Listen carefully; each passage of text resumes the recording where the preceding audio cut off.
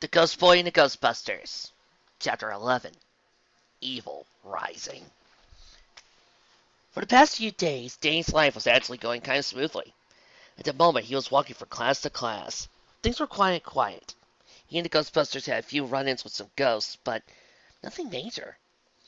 Usual bad guys in his life hadn't been seen, and there were a few ghosts that were around causing that kind of trouble, but nothing major. A few times he was attacked by more of those zombie ghosts, but he took care of them.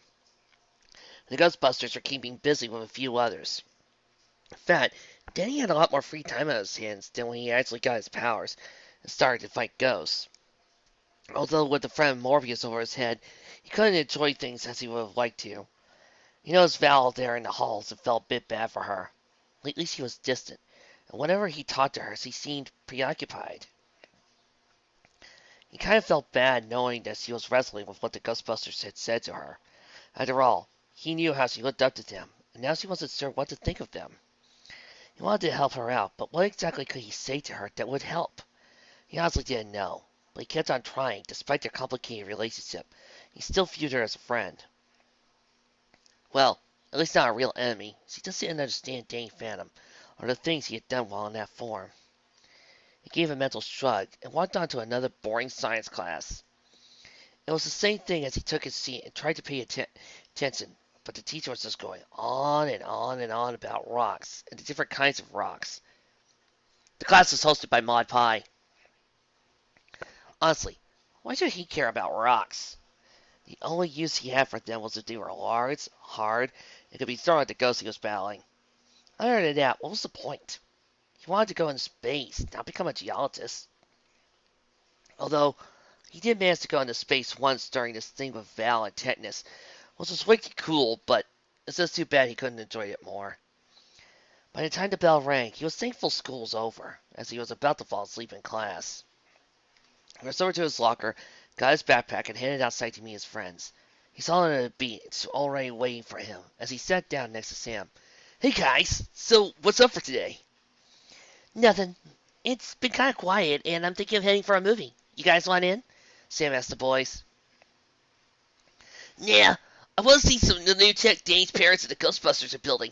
I mean, you should see it. They got this portable containment units up and running now. It's pretty cool. They're also working on a few new devices that got this really cool information on ghosts that I'm dying to read. Tucker said excitedly. Danny shrugged. Well, I'm bored, and I don't get a break often, so I'm game. Oh, just the two of you? Tucker smiled at the two. So I guess it's a date, huh? Both teams blushed a bit. Tucker felt one of Sam's large boots kick him in the shin, causing him to cry out in pain slightly. It's not a date, Sam argued. Yeah, we're just friends, Danny jumped in. Tucker wasn't convinced, but then again, he didn't want to walk with a broken leg, so he let it drop. Yeah, well, I want to go and see what the others are doing, so I'll catch you guys later, Tucker told them, slightly limping from the blow to his chin. Man, Sam can really kick. She needs to join the girls' soccer team with a kick like that, he thought to himself. They left the two teens together, alone. Wait, alone? Oh, this is just too good. I've had dreams that weren't just right. And normally, it wouldn't be months. They've been alone a lot of the time, although lately, whenever they were alone, one or both of them usually got some kind of nervousness, or something similar. It didn't used to be this bad either. Over time it had, and Danny caught himself either trying not to stare at Sam, or avoid direct eye contact. So, you want to go stop for a snack first, or go see what's playing? Sam asked a little shyly. She too had the same mixed feelings that Danny was going through. She actually wished that Tucker hadn't left it. It was much easier for Danny and her to be more normal with other people around. Not really that hungry. Mystery meat for lunch is still haunting me, he joked. She smiled a little, and for a moment he thought of how cute her smile was when she did that. That's another reason I don't eat meat. We might as well go before we're too late. It's a good 20 minutes walk from here, and you know how the afternoon sales are the cheapest. Danny nodded as he walked with the golf girl. They walked on as they tried to talk about school and the usual. They were avoiding Morbius for a moment. They had enough of that guy and wanted at least one moment to themselves, without worrying about him. Sam was going on about some new political moments he read about. Danny just nodded and only half listened. The truth was, he wasn't really into that stuff, but he knew that Sam had no one else to talk about that kind of thing. And the least he could do was be someone for her to talk about stuff like that. After all, what are friends for if not at least to be there for one another? They were halfway there when the sky suddenly went dark. At first, Danny thought the clouds were covering the sun for a moment. But when he looked up, the clouds were they were pitch black, and the fact that they were oddly shaped. They looked like a giant hand almost gripping the sun, and Danny got a very bad feeling about all this. You think Morbius is making his move finally? Sam asked, looking into the sky. There was a green hairy pillar in the distance, as he had her answer.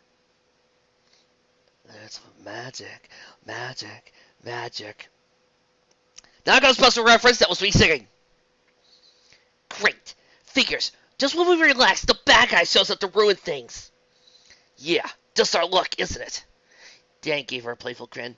Look, I'm gonna go check that out. Get the others, okay? You sure?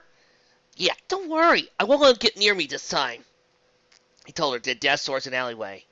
He looked around as the coast was clear. It was time to change into something a bit more suitable to welcome Morbius back. I'm going ghost! He cried out as he transformed to Dane Fan and flew off. I've been waiting all thick for that. Fenton home. In the basement, Jack was looking through the newly improved version the Spectre goggles with the Ghostbuster tech. It was lighter and working better than before. Wow! This is great! I can't wait to test it out! Why wait? Peter said was a shrug. He was leaning up against the wall. He gave a high-pitched whistle. A moment later, Slimer came through the ceiling. I wonder who called him. Jack looked at Slimer, and he had to admit the goggles were doing a great job.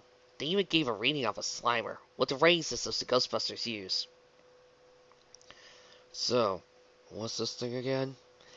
Peter asked, holding up a boomerang. That's the boomerang! Maddie told him, still keeping an eye on Slimer. She still didn't trust the ghost. Besides, he still made a mess here and there. How did he live with a ghost that kept slamming things he touched he couldn't figure out? Peter raised an eye at the name device and threw it. It flew through the air, twisting, until it found Slimer and headed right for him. Slimer dodged it, but then turned in the air and the arc and came back at him.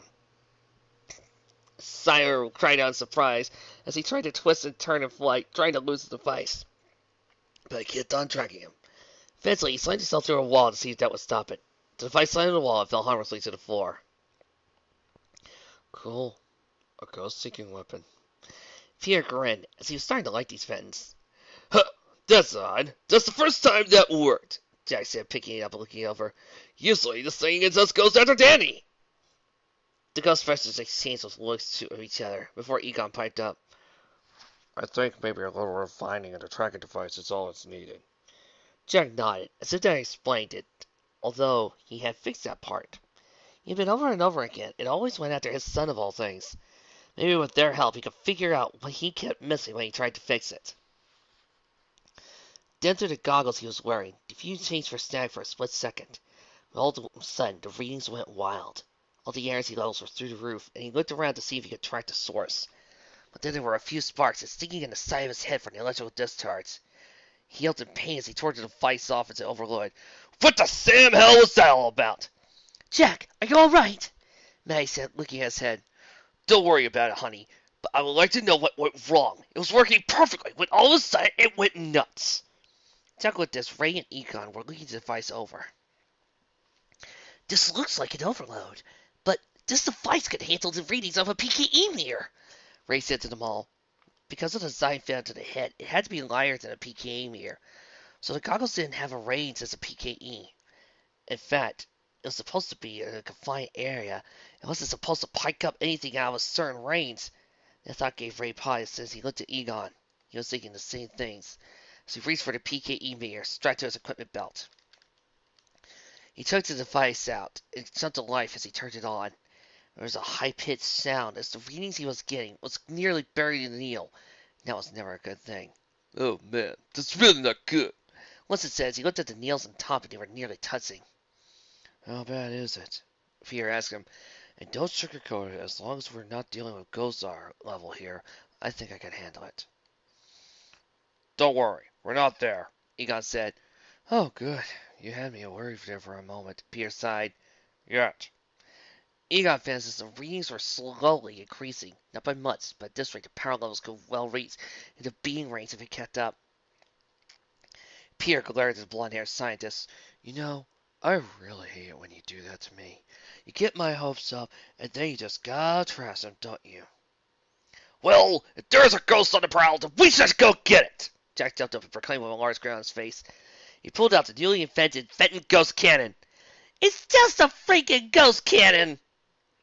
Ah, was a ghost cannon with the word Fenton on it. On the side, he came out with the Ghostbusters' help. It was a large, futuristic tube with a power pack at the back that was connected to a few power cords. He was itching to try this baby out. You don't understand. This is a high-level entity we're dealing with. These types are not to be taken lightly. Egon stood up and adjusted his glasses. We're going to need help with this, and the more the better. Winston nodded in agreement. Yeah, always best to go in a group, which means that you two don't shoot the ghost boy when he's there. We gotta deal with him, and you two are not to shoot him. Got it? He knew that Danny would show up sooner or later, so the last thing they needed was two trigger-happy parents shooting their own kid, even if they didn't know it was their son. Both of them looked less than happy at that. Are you sure we can trust this ghost? May asked him. Believe me, you can trust him like he is your own son. Danny Phantom flew into the cemetery as he followed the glow of the energy pillar. When he got there, he saw a circle of some kind with strange glitters raining around, and in the circle was a glowing dark crimson color. There were a few of the ghosts placed in an 8-pointed star, and they looked like they were giving up their last bit of energy for something. On the inside, there seemed to be a large, dark, metallic object that had a blood-red crystal of some kind. There were torches glowing in blue fire, and the entire place was deader than normal, and Danny landed beside a larger tombstone that could hide him. He looked around the corner, and the whole thing gave him the creeps, but he couldn't see Morbius around, although that didn't mean he might not be here. Oh man, what if a place is a graveyard? He muttered to himself. I honestly can't remember any ghosts actually going out here before, and the whole creepy monster movie saying is a little unnerving. Oh well, at least it's not getting foggy and lighting and stuff. That would freak me out. Dave froze a moment to look around. For once, the universe didn't seem to screw around with him, and actually do what he hoped wouldn't happen. Huh, well, that's good. I guess this means something will go my way for one. His coat off its green fog rolled out of the circle, and a thundercloud was forming around the pillar in the sky. Dave glared at the pillar. Typical! Dave wasn't sure what was going on. He fought ghosts. He didn't know anything about magic. Well, what looked like was happening. But he knew enough that interfering with rituals usually caused a spell to collapse. At least that's what he got from TV and movies. So he hoped Hollywood managed to do some research when they wrote that stuff. When he said he wouldn't let Morbius get close, but you could see that he had to stop whatever it was they were doing, since he doubted whatever was happening was in the interest of the town. Danny ran from grave marker to grave marker, as he quickly made his way, nearly unseen, as close as he could get to the circle. When he found he was close enough, he jumped out and fired his ghost energy beams at the ghost. He had been expecting to fight back, or at least he thought. But he didn't. They just sat there and took the blasts, and when he hit them, they slowly turned into vapor, as their bodies looked like they crumbled under the impact. Danny blinked for a few times, not expecting that. I wanted to see a blue energy of the ghost leak out and absorb by the circle. Oops! That wasn't supposed to happen. I thought blasting them would stop whatever this was. Don't feel too bad about it. Came a voice that sounded like it came from the grave itself, as Danny went around to see the form of Morbius slowly coming out of the shadows. It would have worked anyway. I just needed the energy, not the bodies. And I would have done it myself, but I wanted to drag this out to lure you here. Tell me, Mr. Phantom, are you a god? Yes. You learned the lesson, didn't you? Yeah, the Ghostbusters taught me the importance of saying that. See? Tells you I was going to bring a Ghostbusters star. Danny got himself in a fight position, ready for a fight. Morbius just chuckled at him, and it was a sound he didn't like either. Morbius walked around the circle as if expecting it and nearly ignoring Danny, at least for a moment. Do you have any idea what this even is? No, wait, don't answer. I thought that you would. This is a looking circle, something used in my old alchemy days, with only a few twists to the things. I needed to bring something into this world, and this is the only way. Morbius turned to the boy. You know, thinking about it, you and myself are a bit both alike, caught between the living and death, only in different ways. True, I'm not a halfling like yourself, but this body is a body of flesh that I haunt, while you still have a living body. I guess you could say I'm a darker version of what you and that fool Vlad was. Wait, Vlad? What's he got to do with this? Danny asked. That arrogant fool was the one that released me and sent me after you, boy. Danny slapped his face. You should have known Vlad would be stupid enough to do something like this. Didn't the whole prior dark thing give him any lessons on leading super powerful ghosts locked up? And then something else hit him. Something Morbius had said. Wait, you said was. What do you mean by that? You didn't kill him, did you? The dark hood figure shook its head. No, I left him alive to suffer, but I did take what he treasured most in this world. I took his ghost side and all the powers in it. Danny felt a chill at that. If he had done that, then he could be just as powerful as Vlad. Even more so, with no one knows how many ghosts he's absorbed as well. This was bad. Very bad. And he had to keep him talking to stall while the others got here. Or else he would have to do this the hard way. Okay, so what's the big master plan then, huh? I know about your past, and I know you lost your wife and went all evil to get her back and stuff. Morbius's eyes narrowed as his voice chilled the air as he spoke. Don't speak back to me of evil, boy. I do what I do because of the injustice done to us. We were perfect, and our happy lives were blessed until death decided to ruin it forever. But I fought back. I won't surrender to death. I will fight it, bite, kick, and claw to death's eye until I master it. I will remake the world into the one where I am master of death. There will be no more dying. It'll be glorious, think of it. No more illness, no more weakness, and no more pain and sorrow, despair. Look at you. Can you honestly tell me you hate what you are? Master the entire world like you, where no one fears death. Okay, that is the most messed up thing I've ever heard of. Danny clearly saw the man had gone insane from his grief, and he had totally lost any sense of right or wrong. I've heard of a lot of plans by guys, but yours, even though the most ambitious one, is by far so insane the planet it's on hasn't even been discovered yet. Morbius's eyes took on a slight red glow for a second, and Danny knew he got made. It does not matter what you think, as you obviously don't know just how painful the world is. Can you know what the pain of losing those close to you can do to you? Can you even imagine that the pain that death could do such a thing? For a moment, Danny thought of Dan Phantom, that alternate version of him. That Danny had lost his entire family, as well as Tucker and Sam. That version of him grew up into one of the worst, if not worst villain that he had ever met. And my personal favorite. Strangely thinking about that, Danny could see where Morbius went wrong. Danny had seen what pain could do, how it could twist and warp even a good person to evil. You'd be surprised about what I understand about that, Morbius.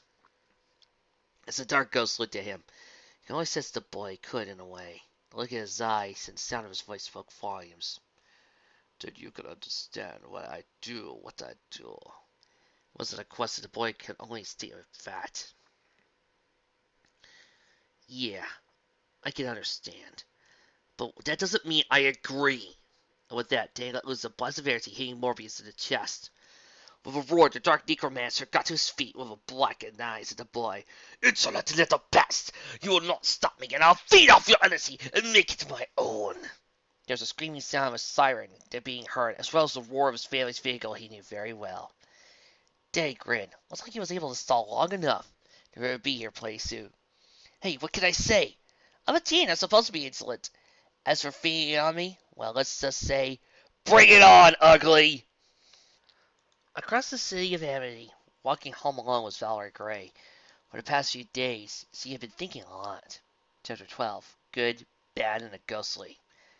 So he finally met those that he considered heroes in the fight against ghosts, but that meeting had not gone as he would have liked. In fact, it was nothing like she had hoped when she met him one day. She had pictured them teaming up to take down the ghost child, but he actually sided with him of all things. Then she was thinking back to all their moments with him, and looking back, maybe a few times she could see him not being an enemy, but there were other things he couldn't see as being for her benefit.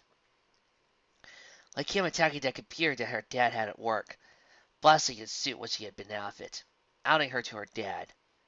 No, not everything could be explained as being for her benefit.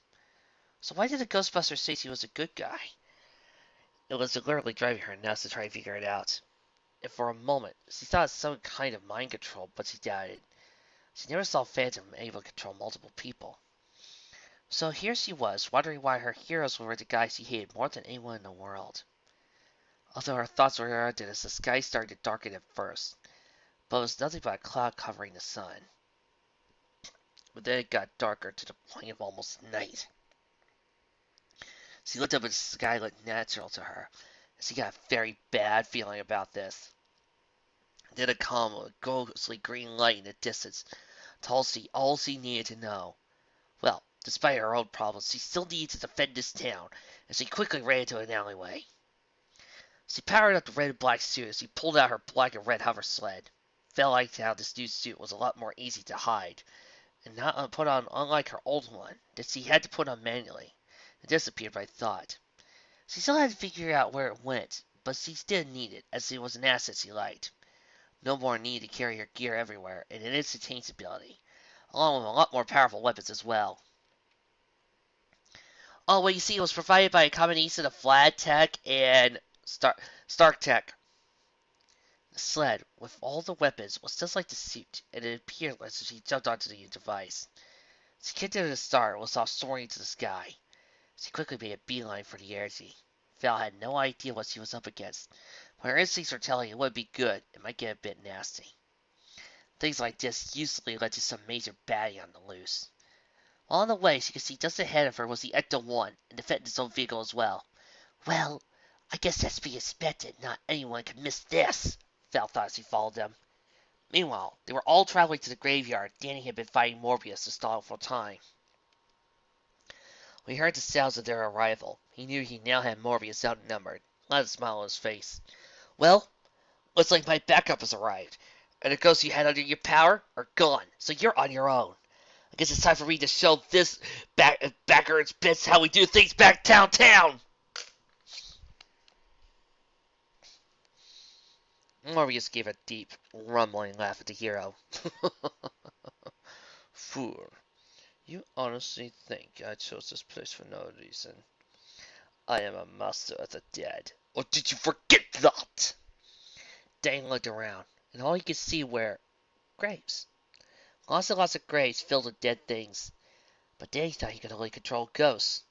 Well, Morbius was hitting at something else, and he couldn't be hitting at what Danny was actually thinking. Then Morbius read her hand, as a red summoning crest had been painted onto the hand as a focus point. Morbius had planted ahead, and had chose this battleground with a purpose. Morbius started chanting, and the red image on the back of his hand started to glow. Arise, my legion, and follow your true master, he called out as the ground started to shake. Then he saw a bony hand rip itself out of the ground as he jumped back. Oh man, as if controlling ghosts weren't enough, now he's got zombies? I mean, come on, that's not fair, Danny said to himself as he saw the dead starting to rise from their graves, under the power of Morbius. When the Ghostbusters and Fenton arrived on the scene, they got to the graveyard, just in time to see the dead rising from their graves. The Fentons had only seen ghosts, but rotting corpses that were now pulling themselves out of the ground. Although for the Ghostbusters, this wasn't new for them. Alright, recap time. Says when could a ghost do that? Peter asked, looking to Egon for an answer. He controls all that's dead, remember? That means he can bring back the dead, and he did bring back his dead wife as well, remember? Egon said. Oh, right. I thought it was just ghosts. So then, another recap here.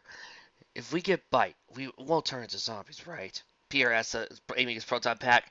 Tiki, tiki, tiki, tiki. We're certain. They're magically generated, so nothing that should be passed on, the tall blind said to him. Oh, good. At least there's something going on our way, then. How are you two holding up? Peter asked the Fentons. Maddie stepped up, holding a very large-looking weapon that had a strap over her shoulder to support the weight of it. I only have one question. Will these be effective against those? She asked, holding up her weapon. From what Ray had seen, the energy of the test starts of the Fenton weapons had a pretty good idea they should be able to vaporize something like a zombie, with the amount of energy put out to it. Yeah, I think that'll do it.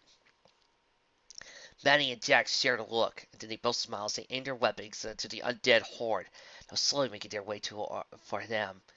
Works for us! She said as they started to blast the zombies, the ground, and headstones were practically anything else that was in their line of sight. Whoa, whoa, whoa! Nice shooting, Tex!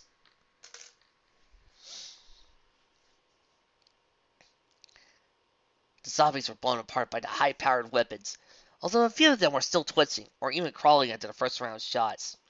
One was even missing a lower torso, and crawled towards his master's enemies. Ghostbusters were aiding their own firepower, as energy streams ripped bones apart, and bodies were either blown to bits, or caught on fire from pieces of clothing. Although the weapons were good against the horde, they were still outnumbered against hundreds of people who had been buried here. A foul assault was going on, and decided he would need a little air support. So he kicked in the jets and flew a strafing run to fire the ground at the zombies as he clutched the sky in vain. Well, looks like we got ourselves an uninvited guest for this undead party. Fear spread as he blasted on, but I'm not complaining. Think still go to the kid? Winston asked, as a walking skeleton had gotten too close. He kicked it. Bones shattered, fell to pieces as he fired at a zombie behind it, and they all started to slowly move forward. Hope not. Looks like he's got troubles of his own. Pierre commented as he looked over to the left a bit. There, Danny was fighting Morbius while trying to keep his distance. Danny would always try to keep a few feet out of Morbius' reach, not wanting to get touched again. He fired his energy attacks that would back off, but the hit and run tactic, even though it was keeping him safe, was only pissing off the dead magic user. You can't keep this up forever, boy! Morbius growled out as he lifted up a piece of gravestone and flung it at the boy with unnatural strength. You'll tire out, since you're still partially human. I, however, don't tire like a human, so I can keep this up all day. You know, I always wondered why all my enemies talk so much. Danny faced the stone as it crashed before him. Do all ghosts just love the sound of their voices, or is it just a fancy thing? So good, young lord, I would think your power. Morbius released many small ring veins of energy from his hand to travel between them, and they all went in wild patterns, making it impossible to tell where they would wind up. Danny tried his best to dodge, but a few caught him in the air and sent him into one of the grave markers. Oh, okay, new plan. As soon as I can breathe again, Danny muttered, feeling the pain in his ribs. They weren't broken or anything, but it did hurt. Danny slowly got up, looked over his shoulder, and saw everyone was behind him. This was good, because he wanted to make sure he used a certain attack of his, and they needed to be behind him so they would be safe. He looked at Morbius with determination in his eyes. All right, you asked for it this time. I mean business. He took in a deep breath and got really to unleash his ghostly wail. Then opened his mouth and exhaled, and then nothing. Nothing happened. Danny couldn't understand it. He tried to call it the power, but couldn't feel it anymore for some reason. Then Morbius checked himself. Knew something. When I touched you that first time, I only managed to take a bit of you with me, and I believe that this is what you wanted to do to me. Just then, Morbius released his own version of the ghostly wail. It ripped through the air like the sound of a banshee as stone was torn apart nearby, and Danny tried to fight to keep his ground, but it was too powerful. It was eventually thrown back. But it didn't end there. The attack moved on. Sleeves of the dead was ripped to shreds as their weak bodies couldn't stand up to the power of the wail. Then it hit the humans. Val's glider was hit the hardest as he lost control and had to make a crash landing. She jumped at the last moment as it hit the ground with a roll. It hurt, but she was still alive. She looked to see the ruins of her glider and wasn't as lucky. Ghostbusters and Fenton had to cover their ears as the loud sound wave hit them. They were further away, so the effects wasn't nearly as deadly, but they were still affected as they went flying back to the grounds. For a moment, Morbius stopped as he took in the sight. He was actually surprised the attack didn't affect the living. One of his weaknesses was the inability to affect directly the living, but he had done just so. He was thinking what was different. He tried to use ghost powers in the past with no effect, But using Danny's powers, he could harm the living directly for his chains. Then it hit him, and he laughed as he felt like a fool for not thinking about it before. Because Danny was only half ghost and half living, he was a bridge between the worlds. That meant his powers were also a bridge that Morbius could use. Not just Danny's powers either. He'd already taken Vlad's powers, and now he had all that power to use against his enemies that were still alive. A stinging blow brought him back to reality as Vlad blasted it a shot at Morbius. He declared to the young woman, "You insolent little brat, you made a very bad mistake. And now, I just figured out something. You are not like an Elise child." Oh shoot, he's gonna summon Vigo. Vigo the Carpathian has arisen.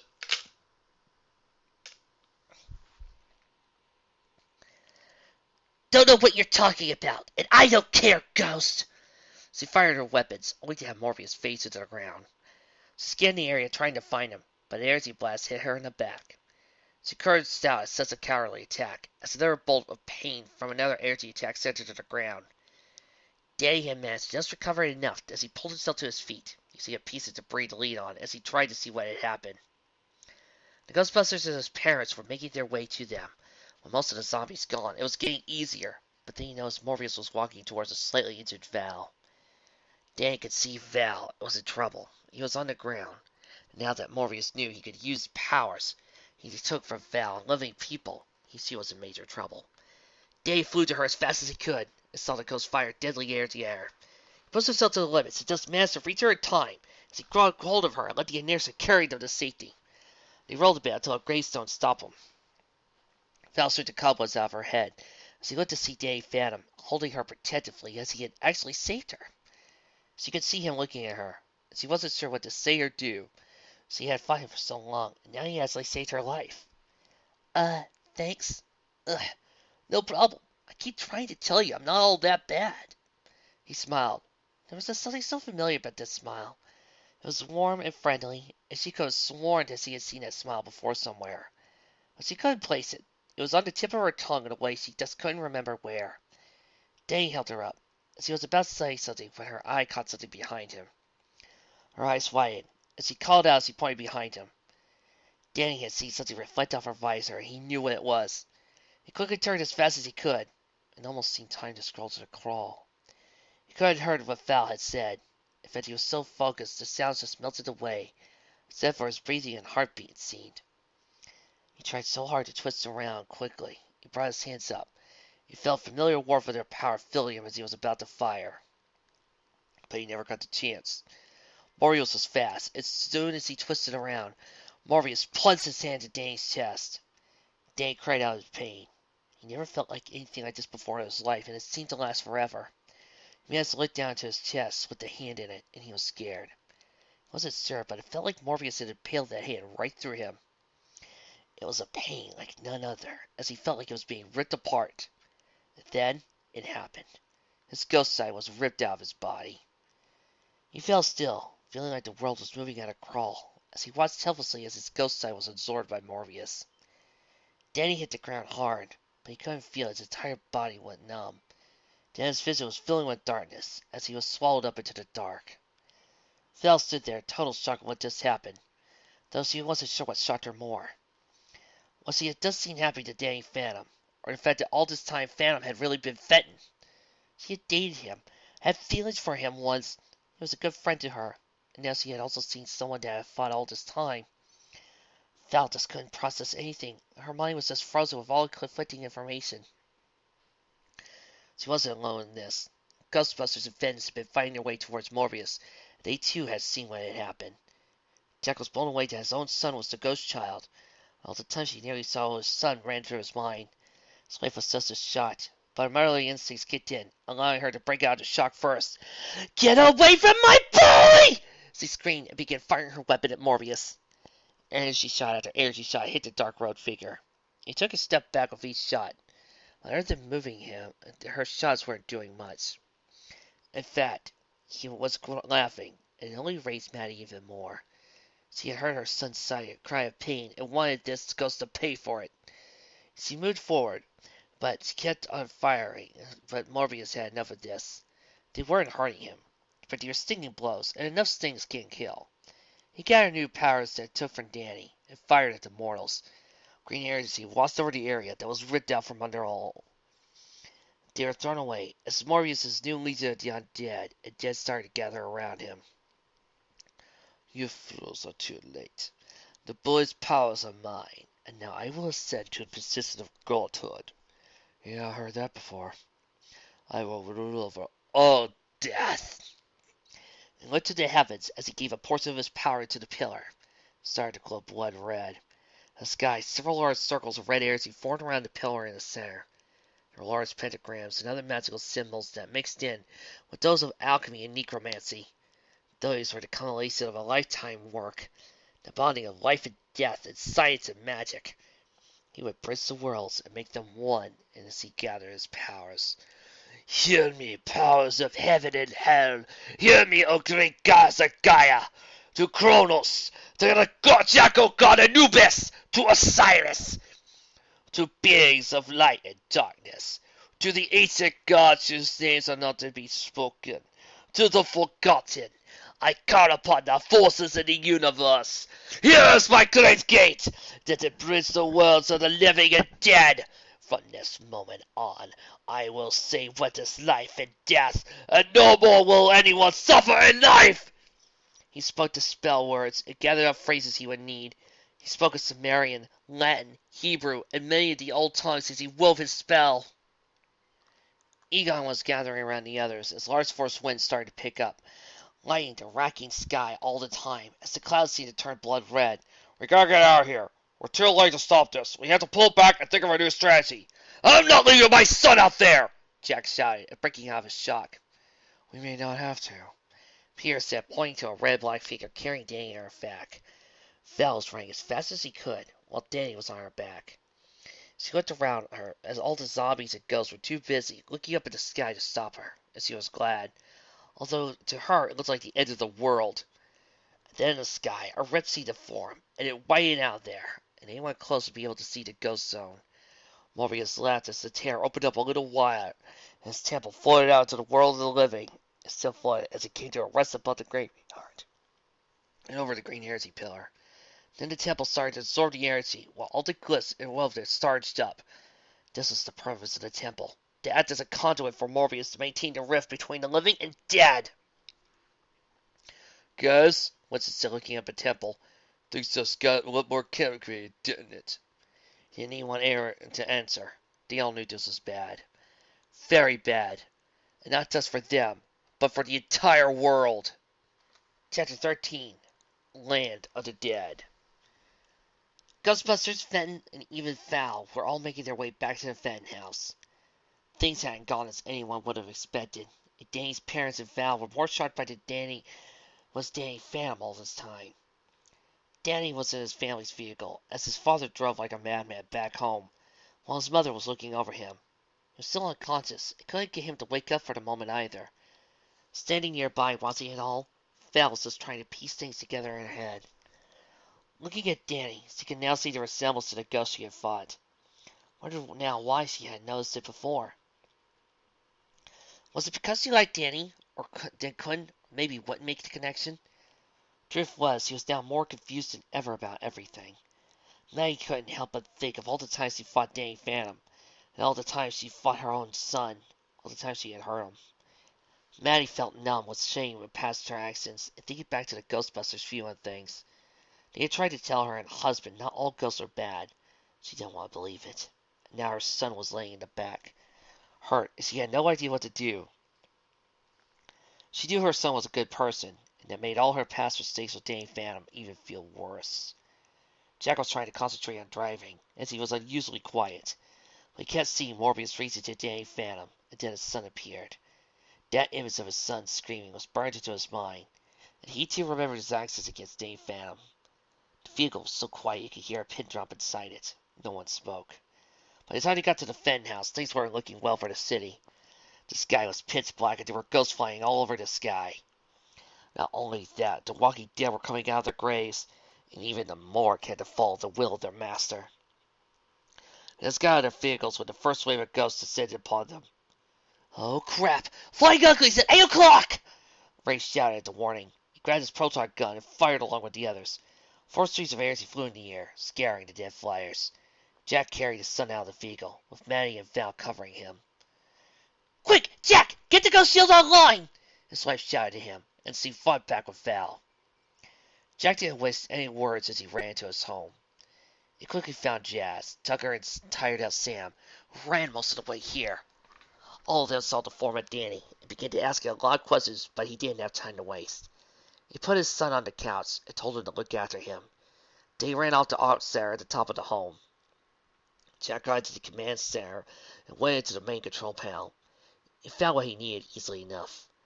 With a few flips of the switch and then the pushing the really big red button, he really liked big red buttons. And then there was a hum from all around him. Great. With all this happening, you know what's going to happen. 7 years of darkness, fire and lakes, brimstones, cats and dogs sleeping together, mass hysteria! And then there was a hum from all around him. The power generators kicked in and the shield deflector device came online. There was a huge green energy shield that covered the home.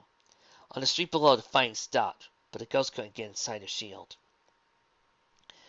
Egon was surprised at the device. It seemed to work like the transit thermos, only instead of keeping the ghost in, they kept the ghost out. He thought of doing that himself, but the traps were a bit different. I tried to make something like this based on the trap design. That would have been frightening people inside. Egon wondered and found a way that little problems and made mental note to ask them later. Oh man, that wasn't good. Winston wiped his brow. I tell you, when things go wrong, they really go wrong. Peter said, holstering his weapon and looked at Maddie. How long will this thing keep them out? As long as there's power, and we made sure we got plenty of it.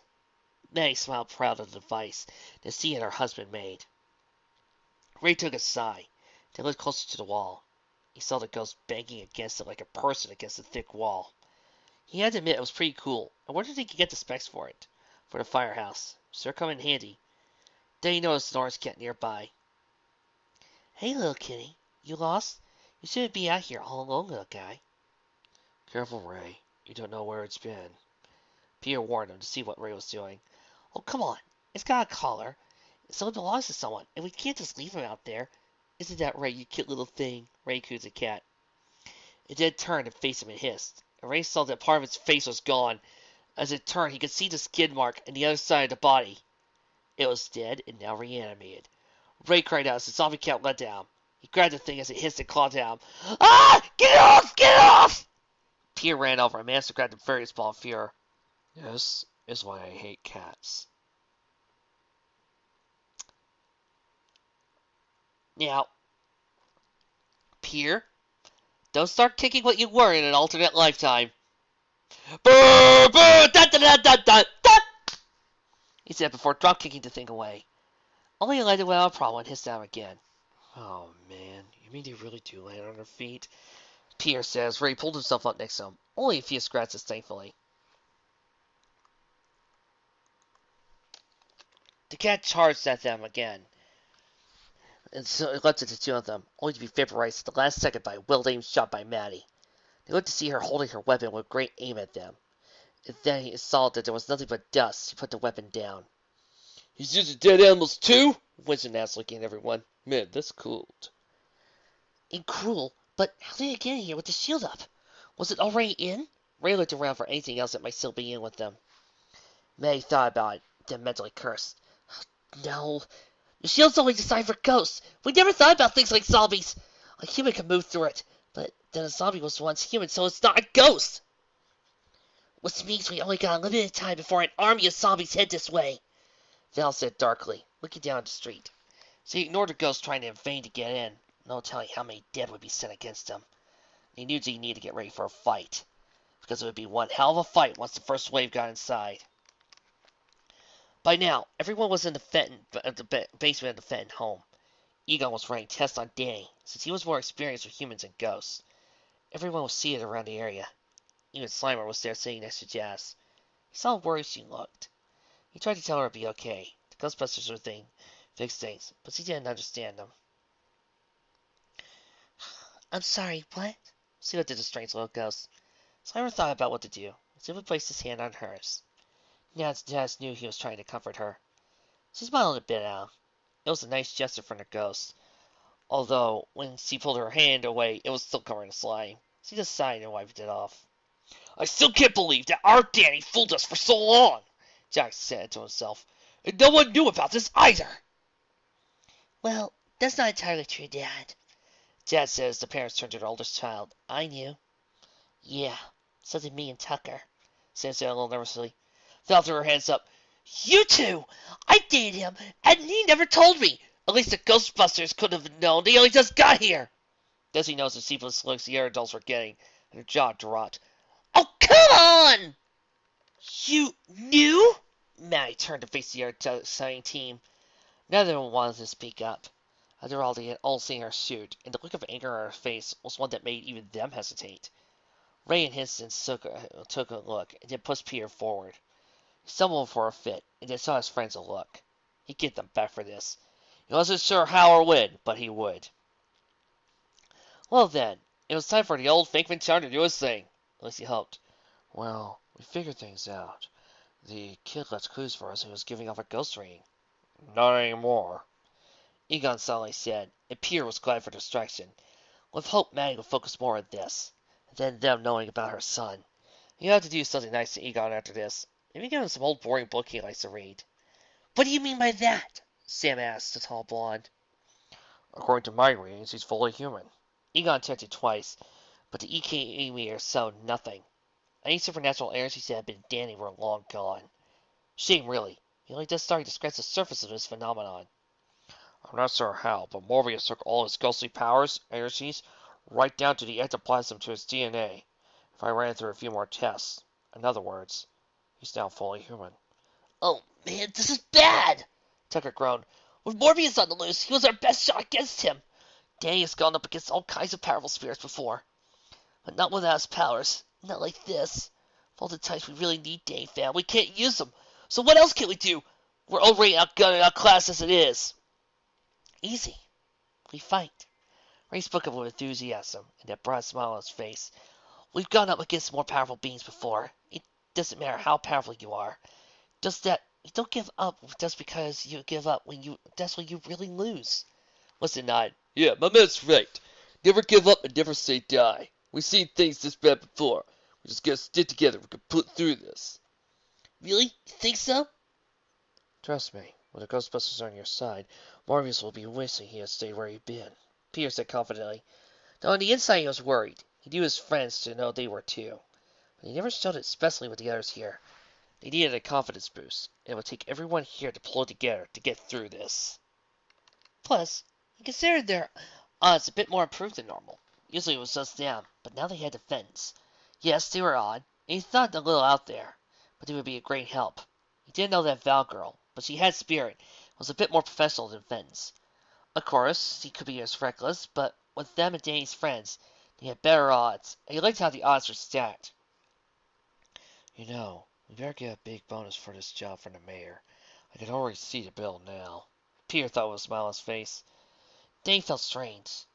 He felt like he was sore all over. He was so tired. He just wanted to get to sleep, but he felt something. It was like he needed to do something. He wasn't sure why. He felt like he was supposed to be doing something important.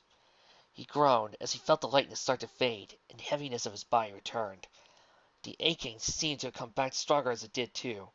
Soon, he found the strength to open his eyes and was blinded for a moment. He squinted in the bright light and had to shut his eyes. Oh, man, where am I? He muttered as he tried to get up. Danny?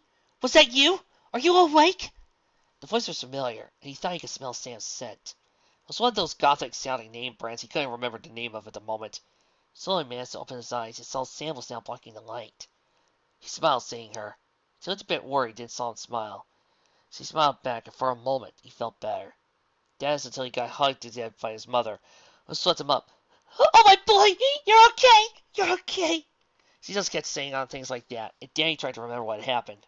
It was all jumbled in his head. Mom, I'm okay. At least I will be if you don't break a rib. As he let go and he took a breath.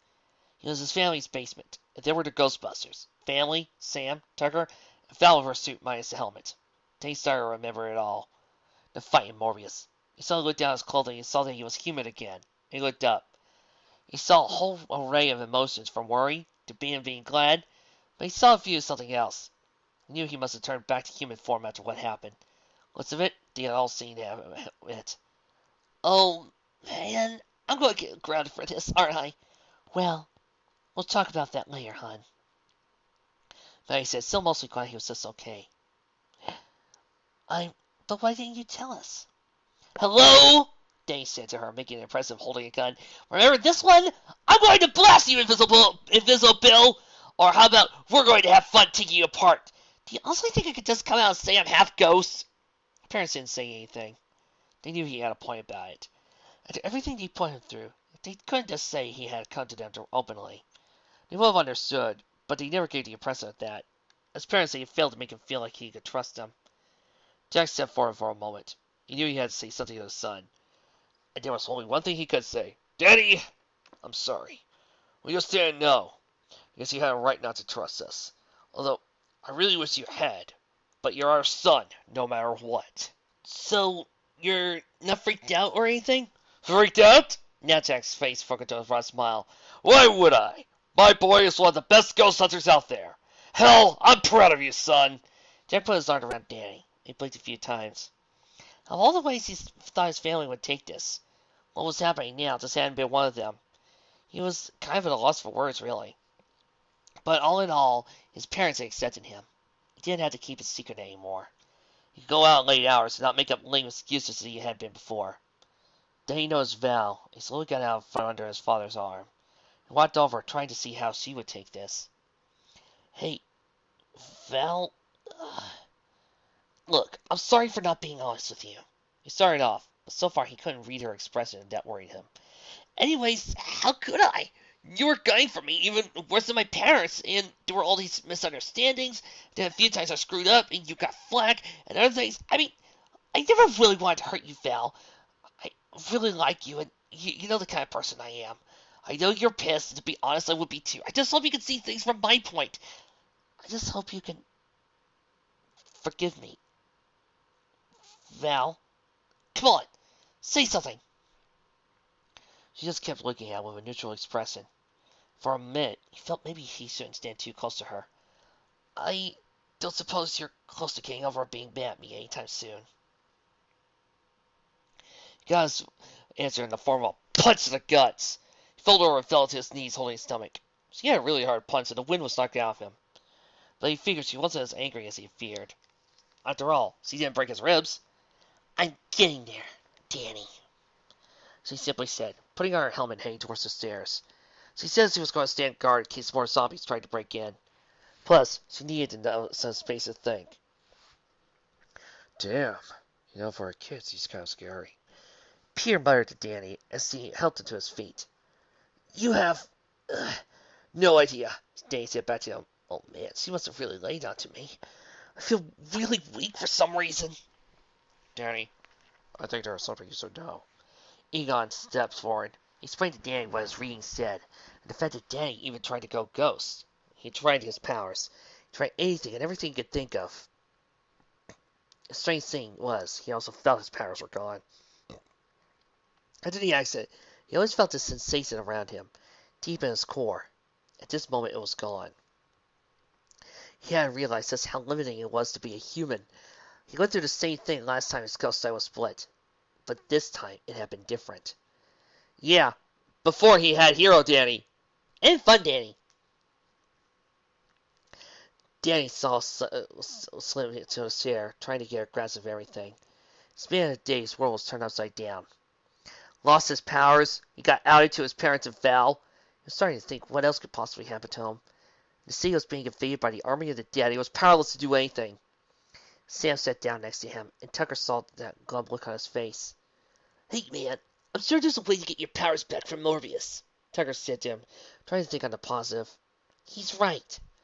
There's no telling what we can do with all these experts in the field of ghosts here, and if he can take it, there has to be a way to put it back. Besides, this isn't the first time you've been without your ghost half either.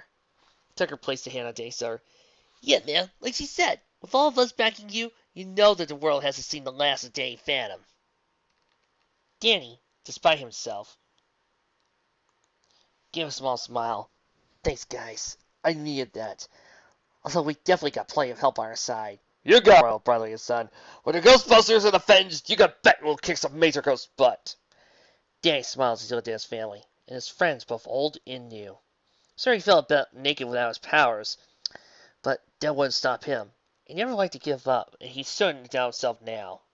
Besides, he had a world to help and save, and he wasn't just going to sit on his ass feeling sorry for himself. He picked himself up and got a determined look on his face. Okay, then, where do we start? I think that's a very excellent question. A very cultured voice said from the top of the stairs. Everyone looked to see standing there was Vlad, in a slightly tarnished black suit, looking a little worse for wear. Next to him was Val. She had seen him coming while on sentry duty, and she still thought Vlad was on her side, so letting him in was no problem. Little did Val know that the last piece of her world she thought she knew would soon be turned around on her. Vlad had looked at surprised looks, and taken some time to get there with his jet. He was staring for revenge, and after most thinking, he could think of only Danny as the only one who could help him out and defeat Morbius. Well then, I'm sorry I'm late, but I had a little trouble getting here. You wouldn't believe what the traffic is like when the living dead are swarming the streets. Vlad grinned at them all. Chapter 14. The Enemy of My Enemy. Just when Danny thought he couldn't get any worse, of all people, Vlad was the last person he wanted to see at this moment, especially since he was the cause of this trouble as well. Danny was about to say something, but his dad jumped in. What, buddy? What are you doing here? Jack smiled happily as he greeted a person he had always thought was his oldest friend. Well, I saw the trouble and I just came to help, he grinned. Oh no, not this time, Danny shouted out. Danny, what is it, my boy? Jack asked him. Dad, he's the cause of all this. Danny pointed a finger right at Vlad. He's the one that released the ghost Morbius. Now, why would you think that, Danny? Vlad said, acting as innocent as he could. Because he told me himself while I was fighting him, Vlad. Danny shot back. But not only that, but he's a half-ghost. He's Vlad Plasmius. He's been sending evil ghosts after me for what seems like forever. He's done nothing but try to mess with my life and used his powers for nothing but evil. Vlad's eyes widened. He never expected Danny to blurt something out like that. He looked to see the confused looks going around, although a few were glaring at him. Jazz, since he knew it all along, and judging by the looks of the Ghostbusters, they most likely had been told as well. He looked at Valerie, and with the helmet off, she could see the uncertainty in her eyes. Jack just looked as confused as ever, so that was no big shock to him. But his precious Maddie, however, was giving him looks that hurt. Oh, why did love have to hurt so much? Vlad, she doesn't love you, she loves Jack. And furthermore, I never loved you. I loved the Jack program. Vladdy! One of my favorite jokes in the whole show! Well then, Danny, Vlad said in a dangerous tone, since you feel so prepared to unleash secrets, you should all know that Danny is really Danny Phantom! He paused. I was a bit confused why there was no reaction. Danny had a look on his face as he crossed his arms. Already told them. Oh. Vlad blinked and sighed. Butterscotch, this is not what I had planned so far. So, it's true? Jack said in disbelief. Vlad said, pinching the bridge of his nose. Yes, it's all true. But we were best friends, Vlad! How could you keep something like this from me? Vlad was about to answer, when he was suddenly tackled by Danny. Danny didn't know why he was here, but the last thing he needed was for Vlad to throw in some more insane plan into his life.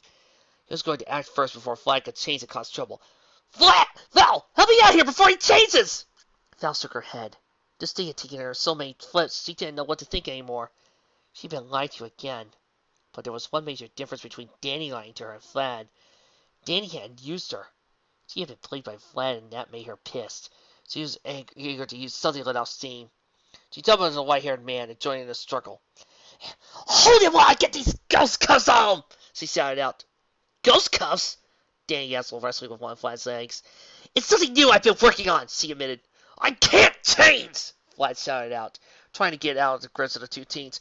Morbius took my ghost half! I came here to help you defeat him and to get my ghost powers back! Wait a second! Danny pounced as he looked at Vlad.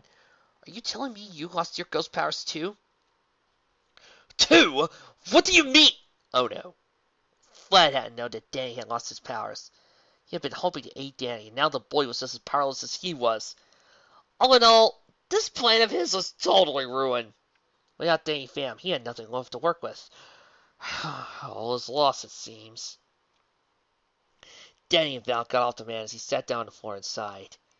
Danny hadn't seen Vlad look so defeated. It was kind of odd to see, actually. There was a moment of silence, and Danny looked at Val. So, you gonna hit him too? Hell yeah! Excuse me? Vlad looked up, hearing something he wasn't sure he heard right, only to get a kick to the side of his head. Ow! Raisin bread and buttercups! I swear, he swears in the oddest way. Val muttered a bit better. Have you seen your teacher? Was played by Ron Perlman. Nope. I'm not going to get over that. That's what you get for manipulating me and my family, Thad. Although while everyone else is here, is there anything else that I should know? Is Jazz a ghost too? Or maybe a robot?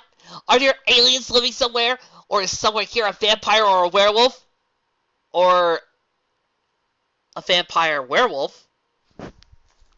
Third that counts, damn it!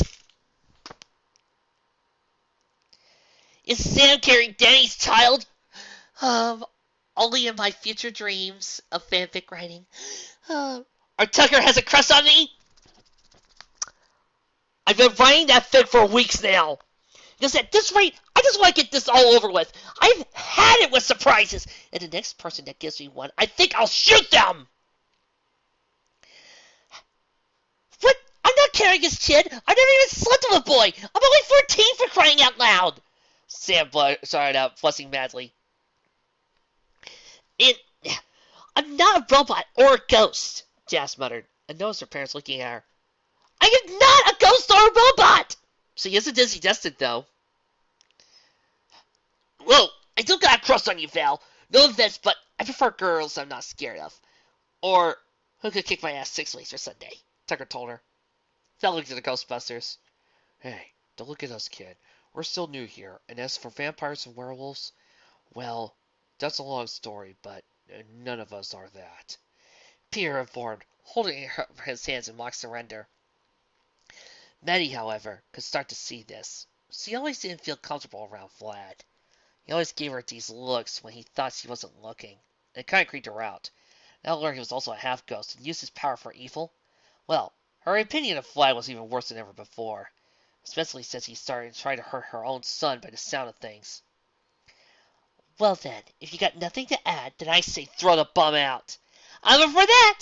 Jazz smiled, holding up her hand. Danny, Tucker, and Sam, and even Val raised their hands as well. Oh, come on! Look, I know I'm not exactly the most liked in this room, but you have to admit one thing, Vlad told him as he was backing up. There is a bigger, badder threat to the world out there, and even though things aren't what I hoped they would be here, I am still a genius, and with my help, I'm sure we can come up with something! There was a moment of silence as everyone looked to each other. Various looks and feelings about all this. It wasn't until Egon spoke up, as the voice of reason and logic. He said he should keep him around, at least for the moment. There were of course some arguments to this, but he pointed out they could use all the help they could get. And at the moment, Vlad was powerless, so he wasn't much of a threat to anyone. Danny, Sam, Tucker, along with Jazz, didn't like the idea the most, with Val right behind him. After all, they all now knew just what kind of person Vlad really was. He wasn't the only one to be trusted. Danny just knew that at some point Vlad would stab him back. But he also knew they could use Vlad's help, so he would keep an eye on him. There was even a hint of something that would indicate Vlad was up to no good. He would put a stop to it. Well then, now that that's out of the way, we're going to need something to help deal with all these ghosts, Vlad said, looking around the lab, and we'll need a lot of gear for this as well. Jack, although not sure what to make of the man he once thought of as best and oldest friend in the world, suddenly had an idea. You know, there are a few things I've been working on. He went to the wall and pulled open a panel and punched in a code. I got the idea for the Fenton peeler and the battlesuit I made. I was designing new parasuits that would be used to fight ghosts. There's just one problem with them, though. As the wall opened up, it looked like a cross between an armory and a workshop. There were pieces of tech, parts, and unfinished armor laying all over the place. Some of the unfinished suits looked like a type of sci-fi knight's armor. Heavy chest plates with a thin, like wicking material for legs, and arms seen between arms points on it. There was even larger attachments that would fit onto the armor as well, that were also unfinished. As you can see, I never got around to finishing them up. Jack said, scratching the back of his neck. Everyone started to take a look at the equipment. Danny picked up a glove and slipped it on. He placed it hand as he heard a mechanical enhancement to it as it moved. It fit pretty easily and nicely. So cool. So, what does this stuff do, Dad? Well, the Fenton Ghost Battler Armor, or FGBA, is a lightweight battlesuit. It uses its power with agility and speed. It can give the suit wearer slightly increased speed, reflexes, all that good stuff. It's also built a few defenses such as spectre flares, jump jets, air-sea weapons, scares, and other features. I kind of called in a favor from a friend of mine called Tony Stark. We've been talking for hours! Oh, Jack, these look so great. Maddie looked out, even though they weren't finished, so you could see them as being useful. Neat. Val said, give me a little look. Although personally, she liked her suit better. Ray was like a kid in a candy store with the equipment. This is so cool. With this kind of thing, we could really do some damage. That is, if we could fix it. But I think if we all pitched in, we could get them ready. Egon looked at the equipment. He pulled out a pocket calculator to kit on hand for higher math. He posted a number of them. He could work on this. By the time that he had, and the time he couldn't have, put in an account all the information he could think of. The results were not encouraging. By my calculations, it would take us 3 days of nearly constant work to get these ready, if that. And in the meantime, we'll have hordes of zombies coming down on us. Well, that's just great, Winston said. Are you sure? Sam asked Egon. Peter answered. Trust me, kid. When the brain man says something like that, chances are he's right. Although I hate it when he's right, and when he's right, it's never usually good. I was right about crossing the streams with Gozer, and there was a small chance we wouldn't have caused a nuclear explosion. Egon pointed out. Not blowing us up is nothing to be proud of, Egon. Peter said to him in a friendly manner. Now, how about all those times you nearly blow us up on a constant basis with your mad scientist experiments with your trusty lab assistant here? Peter pointed to Ray. Hey, we don't do it that often, Ray said in protest. How about the hole in the roof last week? Peter asked him. Or the one that nearly burned down the firehouse? Was there as irony for you? Then how about you two thought it would be a good idea to try to improve on the ghost bomb? Ghost bomb? Jack and Vlad said at the same time. Yeah, it's something we made but only used once. Winston said, remembering how they used to close that door to the dimension the boogeyman lived in. It destroys anything ectoplasmic within its range. You think something like that would work on Morbius? Vlad grinned at the thought of blowing up the ghost, but then I thought of him. No, wait, we can't just blow him up like that. Why not? Peter asked. Vlad had to think fast. Well, how would we get Danny's powers back, or free all the ghosts? What if blowing him up, all the ghosts that are linked to him? Danny was in full chorus. You also want to get your powers back as well. Well, that would be an added bonus, I admit. Danny sighed thinking about it. Did he really want Vlad to get his powers back? But then if Vlad didn't get him back, how would he get his own back? Although, would that be such a bad thing? He could go back to his life before becoming Danny Phantom. Danny thought about how he tried that once before. Truth was, Danny Phantom was a part of him. Even now he could feel the empty spot inside him where his ghost half had been. Yeah, living the hero life is not easy. This has Peter Parker! And even if they did defeat this, ghosts would still come into this world. Sure, Skulker will at least leave him alone, but not the others. He would need his ghost powers, and with the grin on Vlad's face, he knew the older man was thinking along those lines. Also the fact that not all ghosts were harmful, and some of those under Morbius' control at this very moment. Damn it! He's right. We have to put things back to the way they were. Danny admitted. I knew it, you'd see it my way, my boy. Vlad grinned at him. Well, this is all well and good, Sam interrupted them both. But without a plan or the time to fix all this up, we're going to have a hard time beating Morbius with what just we had. Yeah, and we still need to recharge the packs and empty out the traps, Ray said to them all. All in all, no one had an answer to that. They only had a limited amount of time to pull off a counterattack. They just didn't have the equipment they would need for the army, and they needed to be prepared. There was only a way to get more time, Danny muttered to himself, trying to come up with something. Clockwork, the master of all time, had been watching events unfold. Normally, he didn't like to manipulate events unless it was absolutely necessary. The whole Dan Fenton thing was just one case, given that any mistake had disastrous results. Time was a delicate thing, and when fools started to mess with time, then things tended to get out of hand. Entire history could be rewritten and lost. Time paradoxes could run rampant. You could nullify your existence. Or if worst came to worst, you could create a temporal rift from a paradox that would end up destroying half the universe. I'm surprised there's not more him and the Doctor crossovers. Thankfully, Time had guardians like himself and others. The Doctor, Setsuna, beings that looked out for Time. Given how large it was, even he couldn't be anywhere. He just looked into the ghost zone in the Earth after all. There were others that took care of the rest of the universe. It was things like this that those damn observers failed to acknowledge, and their overstatement of their so-called importance. But now looking at the Fens and Ghostbusters, he could see time was coming. All could be gained or lost in the next few hours, and they did have a chance.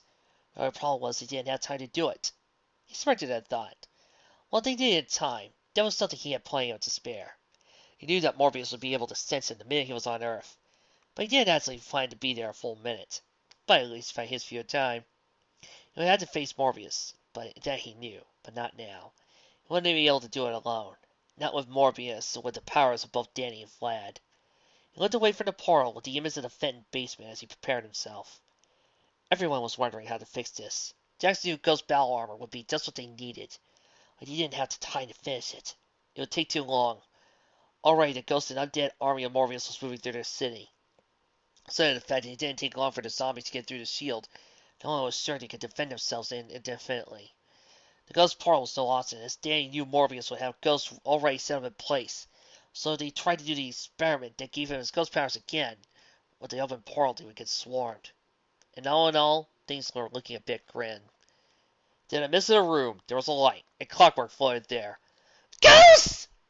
Jack and Matt yelled at once. They weren't sure how the ghost had gotten through the shield, but they weren't going to ask.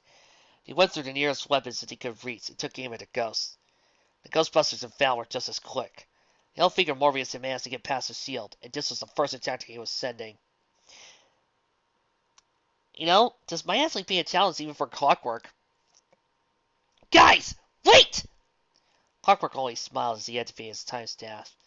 The energy beams that were fired at him only froze in place. He worked the magic of his staff again, and only to return to the weapons as if he hadn't even fired. Everyone looked at their weapons for a moment. Egon? Care to explain? That is physically impossible, Egon told him. You can't just put the beams back. That would cause an overload, and the packs would have exploded from the ion particles colliding with the particle accelerated. Yeah, beams go back in, we would have exploded. I get that, Peter said, but how come we're not a crater in the ground? Guys, I know this ghost, Danny told everyone there. Trust me, I think he's here to help. Indeed I am, young Danny, Clockwork said to him and turned to the others. I am Clockwork.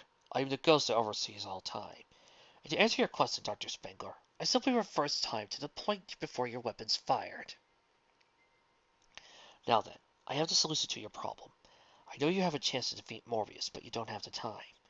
I can temporarily increase the time inside the building, so the outside world will only a second have passed on the inside. Well, that will be a different story. So why don't you just go back and stop this idiot? Peter said, jerking his thumb at his scowling Vlad for starting this mess. There are many reasons of which your brain, especially your tiny one, Dr. Venkman, the ghost responded, but what has happened can't be undone. I was there at Morbius' last defeat, and it wasn't easy, I'll tell you that. But I can't take him on in his current state. If I knew he was going to take the powers of both Dad and Flanny, I would have stepped in sooner. Wait, you didn't know? Danny said, surprised. You figured Clockwork knew everything. How's that even possible? Beings can blind me to their timeline. It's not easily done, and it takes massive powers, or knowing how to blind you to time. But Morbius didn't know about me the first time around. Now that he knows, he was ready for me and cast a web for himself. I can't see him in the timelines anymore. Given what he's doing now, it's making for a very dark future. Oh, well, I guess that explains it then. Danny said, not totally convinced. Well then, what are we waiting for? Ray asked everyone. We got a lot of work ahead of us, and one hell of a battle too. I say we go to work now. Indeed. Clockwork smiled as he used his staff to create a time bubble around them all. He wasn't assured of the future. A rare thing, but then again he wasn't without hope. These mortals had what it took. He knew that for a fact. The fate of both worlds rested on them. He just hoped when the time came for him to do his part, he would be up to it once more. With Clockwork stopping time in the Fenton home, people got to work. Jack and Maddie with Egon and Ray were already working on both the armor and a weapon to use against Morbius. Although they didn't want to do it, they also let Vlad help, as it would make things go faster. Clockwork, though, was kept busy. He not only had to freeze time, but also had to ensure that they had certain things to make them comfortable. He had to make sure water still flowed, since the water was frozen outside. And with Slimer, he had to constantly teleport food into them. Even the Clockwork was amazed at how much a small ghost could put away all that food. He was tempted to just freeze the ghost, but he had been outvoted with everyone but him and Peter in favor of it. He also set himself up in the office area of the Fenton home, and everyone left him alone. Given the threat that he was doing demanded that a lot of his attention, and the first person to interrupt him that wasn't him to tell him things were right would soon find themselves referred back to being a baby. So by now they had been working for a week straight, working on plans and devices and equipment for the battle ahead.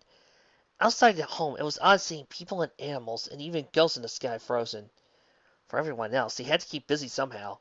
The girls shared Sass's room and the boys split up, although they made Vlad sleep on the couch. Ha! Was he complained about to no end. It was tough for those with nothing to do, but he did pass the time. They talked about past adventures. Peter and Winston got to know the kids pretty well, and even Val was getting a bit at ease of everything. She saw some of her past encounters with Danny from his point of view. Although they argued a few finer points, she did learn that she never thought about Danny and his friends. She was actually getting along a bit with Val, as being given that she was the only other girl her own age. Jazz was there too, but she could still be a bit controlling. It led to a few tense moments, but being forced to live like they did, it helped them become a bit closer. One person, though, was having a bit more difficult time, even though he had to hide it. Dave felt like he needed to do something, anything. But he was also trying to deal with the feeling of being incomplete. He didn't want to learn the errors, but he missed his ghost half. Danny would at times go off to be alone and just think of things. He remembered all he had done with his powers, and then had to think about what would happen if he couldn't get them back. What if he was back to plain old Danny Fenton for the rest of his life? It was kind of depressing. His life before Phantom was kind of dull. Sure, things like school life would still suck, but at least he was doing something important with his life with his powers. It had been the thing that made his life special. Without it, well, he didn't want things to go back to that boring old life again. This was his life and he liked it. Sure, it was hard at times, and dangerous, but it also made him feel the most alive.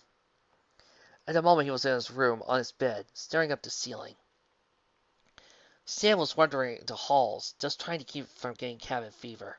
It wasn't easy at times, but at least the DVD collection they had in the house worked. She walked across Danny's door and caught a glance inside. She stopped seeing him on his bed and looking kind of depressed. She had an idea why he was too.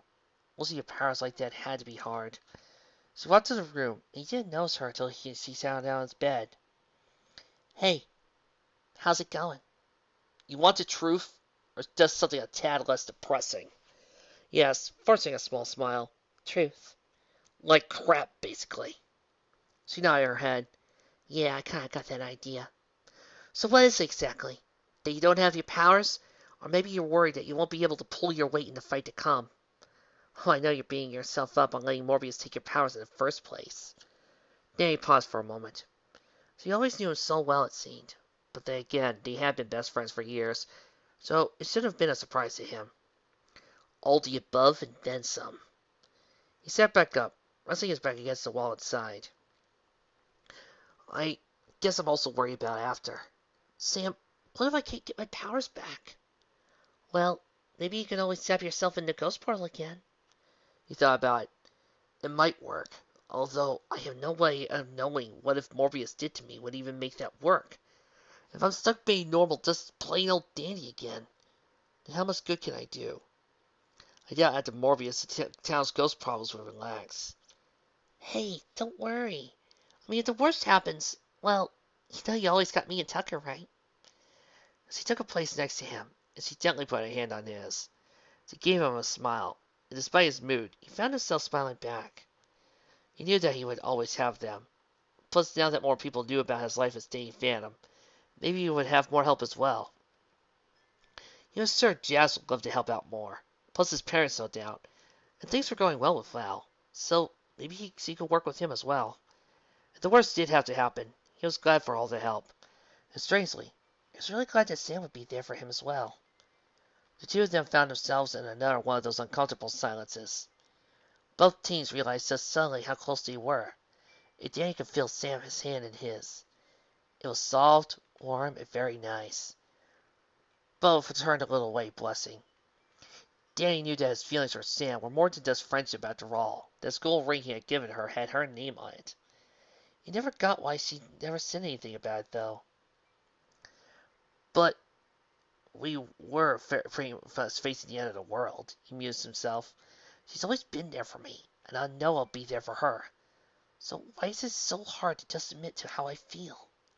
He remembered those few times he had actually kissed. He always looked kindly on those memories, and a few other times he could remember. Even just holding her in his arms while flying felt great. It was so strange how a boy just stand up against the nastiest ghosts that were still afraid of looking like a fool. That maybe Sam wouldn't be comfortable around him anymore. She knew how it felt. Besides, they'd both fallen for other people in the past. But then again, those had kind of ended badly for both of them too. Come on, say it! Come on, we are all waiting.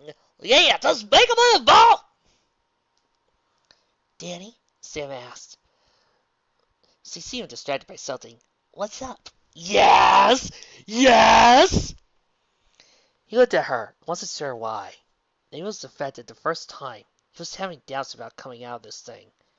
Could he finally admit to her how he felt? Plus he looked, and he couldn't really see how lovely she was. Sure, the goth thing would turn away some of the boys, but he always kind of liked it. Plus, she did have the greatest eyes. The violet color was unlike anything he ever saw in another girl. Sam, will yes! He wanted to just say that he liked her. Found his heart hammering his chest and his tongue in knots. Although before he could finish, Jazz popped her head at his door. Oh, come on, Alexa, believe I can't freaking believe this. Hey, Sam, there you are. Can you give me a hand? Val's trying to get a few things fixed with her gear and needs an extra pair of hands. Yeah, sure. Sam shrugged and hopped up for bed. So, what is it that you wanted to say, Danny? Nothing important, he told her. She just shrugged and went off with Jazz. Once he was gone, Danny slipped in bed. Smooth, Romeo. He jumped off his bed. God, what is wrong with me? I can't just come out and say I like her, and then when I finally try I can't do it. What is wrong with me, honestly? He did eventually sit down at his desk, and was tempted to smash his head into it over and over again. I bet other guys didn't have this type of problems with girls. Did I hear someone say they got girl issues? Danny jumped at the sound of voice, and turned to see Dr. Venkman there, sitting on his door with a grin on his face.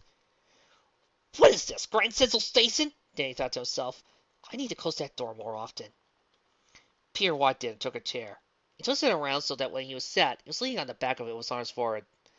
So, I take it you got a thing for that Sam girl, huh? What? Peter only grinned more. Yep, that confirms it. And for the record, everyone can see it, if you were wondering. Just seems like you two don't know about it. I mean, here I am, only within a few days of knowing you two, and I can see it already. But then again, when it comes to the ladies, I am an expert. Oh? Danny wasn't sure if he believed her or not. Hey, if I'm lying, then I'm dying, kid. Peter smiled. Trust me, while guys like Egon and Ray were working late at night with studies, I was working on my own studies. Mainly anatomy and chemistry, if you get what I'm saying. Yes, we all saw. We've all seen the first movie, and yes, that girl was hot. Especially if you're trying to look at naked cats. Or fighting in a cut room. Or having a date and your three best friends just came in all slimed.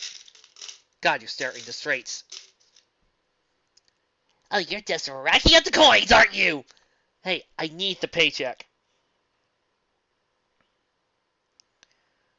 Now then, the way I see it is that you're already pretty much in there, so you got nothing to worry about. Already in there? He asked the older man. Yeah. See, you two have been friends for a long time, right? He got a nod for Danny, so we went on. Well then, see, when guys usually want to ask out a girl, it's something they hardly know. Now, when you got all this knowledge on her, what she likes, what she doesn't like, as added bonus, you got so many shared experience to talk about. Usually, guys get to work so up that you're already ahead of the game there, sport. Danny blinked a few times in surprise, mainly because it sounded like he actually knew what he was talking about. Now then, I can see why you don't want to ruin the friendship thing. Mainly, when a guy gets into a friendship zone, it's kind of hard to get out of it. But if you're sure you can make it work, it makes things a lot easier after it. Well, anyway, the thing you should think about is this. You know her for so long. Who else would she go out then with you? She trusts you, and from what I saw, she already likes you, but won't admit it as well. All you gotta do is just work up the courage to either tell her or show her. Okay, telling her is kind of hard. How do I show her? Danny asked him. Mainly, you can either do something stupidly romantic that'll make you look like a goof, but will impress her, or you can flirt with her. But I think it's a bit out of your reach. Then there's just a direct approach and kiss her. But that can easily get you slapped. Trust me on that last one. I don't know. The Scoring Reaper seemed to like it. Are you the Keymaster? No, slam! Right? Yes, I am. Danny slumped in his chair. Great. Hey, you shouldn't worry about this, kid. Trust me, I used to be a lot like you when you were your age. Me? You're kidding, right? Danny couldn't see Pierre as being too shy for anything. Hell, the guy wasn't afraid to say whatever was his mind, no matter what it was. Pierre gave a small laugh.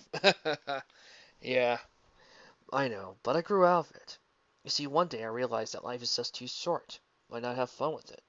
I mean, who cares what others think of you? As long as you like who you are and what you do, what's the problem? You see, confidence isn't the courage to do what you're scared of doing. It's just not caring about what you're doing. Rainbow Dash, do you take that philosophy to heart? Of course! So, In order to tell her how I feel, I can't care about what she thinks after it. bingo, sport. Pierre said, and trust me, it also helps to be relentless. Sometimes you gotta wear them down, but it works. Let me tell you about this one woman I met named Dana. Now, she was our first customer coming in about how eggs fried on our kitchen table and stuff. Herein walks this tall, brown-haired woman who was a perfect knockout. I mean, she had class, and there was just something about her. I'll admit, maybe I came on a little strong. I do that at times. And she wasn't falling for my usual lies and tricks. It only made me want her more. She wasn't like other women, and she was smart and talented. In other words, totally out of my class. But you know what? I kept at it. That, as he was played by Sigourney Weaver. Kind of hard to match up with somebody that awesome. So, what happened? Danny asked, eager to know. Before or after she got possessed and turned to a dog? He asked with a straight face. Danny's face faltered at that. What? Hey, it's true. And I guess I could say a demon dog, but in the end we saved her. Oh, and this other little guy too. That is after Ray called up a 50-foot marshmallow man, and we blew off the top of a few floors of a New York high-rise. Anyways, after the whole thing, we kind of got serious. After a few months, we wanted to move in together. But, well, I kind of freak. I guess I wasn't ready for a real relationship, and well... Then she had a baby, and then you had to deal with Vigo. Well, we are high on the coins. Danny guessed that she was no longer in his life. So, what's the point of all this, especially if you lost her? The point isn't how it ended, Danny. Pierre said in a various tone, was just rare to hear. It was the moments I had. Sure, I screwed up things with her, but you know what? I remember her the most out of the women I had in my life. I'm glad we had what we had. To decide it all, it was worth it in the end. Pierre got up and stretched his back.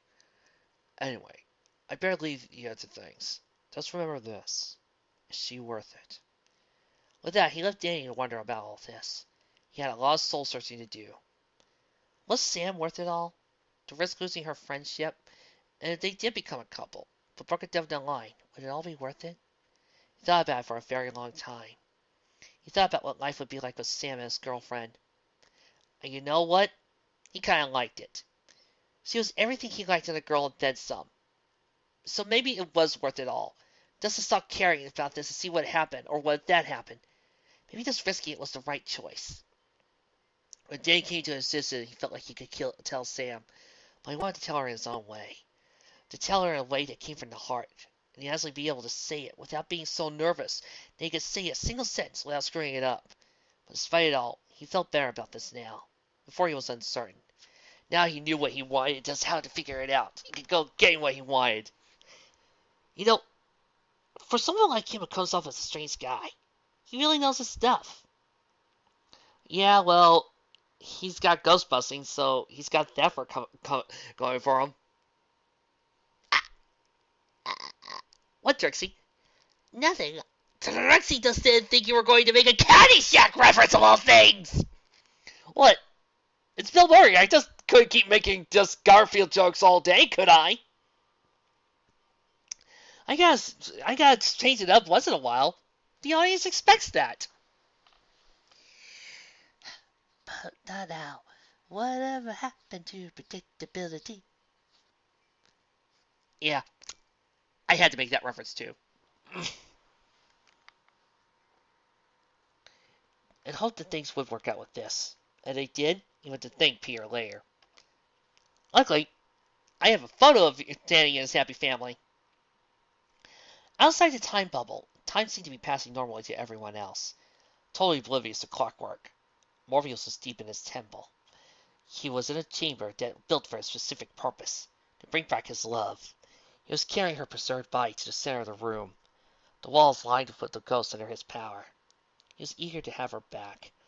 For too long he had been without his love. He wanted to pull a green netto energy as he stepped into it. He gently let her down into the center of the liquid as he sank her body down. Morbius raised his arms and called upon the power he had. With words of power he dared to once more defy the universe and death itself, to change the shape of the universe. He had to use all his power into the pool. It glowed, it bubbled, and after countless chanting was happening. He saw a hand raised up at the pool. It moved, and flexed, and soon he watched his beloved slowly flip out of the pool. As he floated there, an unearthly green light. Her eyes opened up as he floated there, unmoving. My love, Morbius whispered, and out floated above the pool to his love. Angelica! She turned to look at him. Morbius, my love, she said, only in an even voice. The outside observer, she looked motionless, and had a blank expression. She was a soulless doll just reacting to things and not actually seeing or registering the world around her. But the Morbius, he didn't care. This was his love, walking and talking again. Just hearing her voice soothed him. It told him it wasn't all in vain, that everything he had sacrificed had been worth it. He took her in an embrace, feeling her warm skin, the scent of her air, and it was just so wonderful to hold her again. He had dreamed of these moments with her, for what seemed like an eternity, when he had been locked up in the darkness, the moment that all kept him saying, Come, my love, you have a kingdom of the ruin. He spoke with no hint of the coldness you would normally hear. In fact, even though the rough voice, you could hear a thread of tenderness under it. You always did know how to treat me, Eric, she said with a smile that looked too fake to be real. It looked like it belonged on a mannequin than a person. She followed with graceful movements. There was no life for her body. It was like he had brought back the body, but not the soul of his love that was blinded to see it. He wanted her back so much that he made his own reality of what was happening. Then Morbius stopped and felt something. A presence he hadn't felt in a long time. Clockwork, I knew you'd come, but where are you? He reached out with his mind, but couldn't get to lock on the most powerful ghost. No matter. I will settle my account with you in due time, he muttered to himself. But now it was time to unleash his army, and crush those that could do him most harm. Mainly, the Ghostbusters, and Danny and his friends. He would deal them with them first. Then it would be time to deal with others like Clockwork. Don't worry, folks. We're finishing this next time!